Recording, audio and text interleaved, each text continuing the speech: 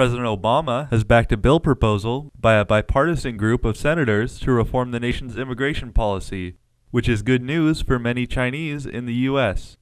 The framework seeks to make it easier to give a green card to PhD and master students in some science majors who have found jobs in the country.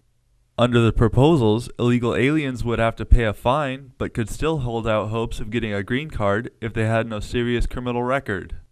President Obama's reform proposals are not yet law, but if they were to be passed, it would benefit Chinese workers trying to get jobs in the U.S. greatly. Yibing He, John Berge, ICN, San Francisco.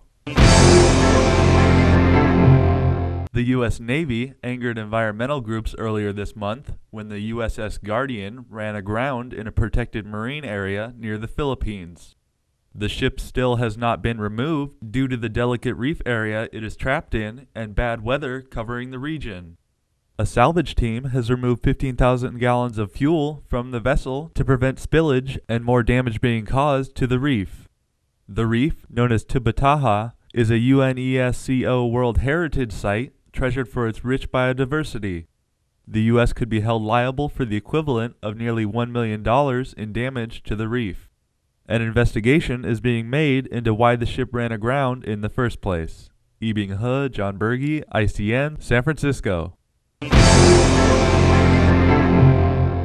Oil company Chevron has paid about $10 million and has begun corrective action to make up for the fire at its Richmond refinery last summer.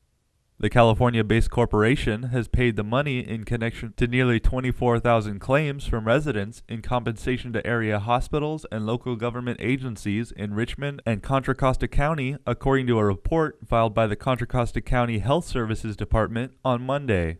The fire on August 6th sent a cloud of black smoke over residential areas, and thousands of people complained of eye irritation and breathing problems. Chevron plans to release results of the company's internal investigation into the fire soon. Yibing He, John Berge, ICN, San Francisco. Shantou Airlines has moved one-third of its transportation capacity to Yiwu. As the first airline to launch flights into Yiwu, a city famous for its small commodity markets, Shantou Airlines currently owns the largest market share in the city. It is upgrading its Boeing 737-300 to Boeing 737-800s. Upon completion of the fleet refurbishment, there will be more than 2,100 air seats registered in Yiwu. In 2012, Shantou Airlines launched flights between Yiwu and many different cities around China. The city will strive to launch international flights in 2013. Yibing He, John Berge, ICN, San Francisco.